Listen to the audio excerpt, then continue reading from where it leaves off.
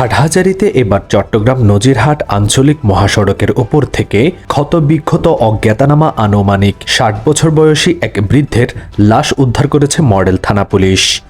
পটিয়ায় belt দিয়ে হাত পা ও মুখ বাঁধা অবস্থায় অজ্ঞাত এক ব্যক্তির লাশ পাওয়া গেছে। আজ বৃহস্পতিবার সকালে উপজেলার কচুয়াই ইউনিয়নের আজিমপুর এলাকায় সড়কের পাশে বিলের মধ্যে লাশটি পাওয়া যায়।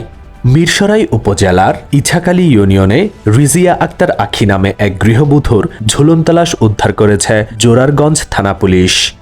নোংরা পরিবেশে খাবার তৈরি, অনেকদিন ধরে খাবার ফ্রিজে সংরক্ষণ সহ নানা অভিযোগে চট্টগ্রামের পতেঙ্গা রেস্তোরাঁ কাচ্চিডাইনকে ১ লক্ষ টাকা জরিমানা করা হয়েছে।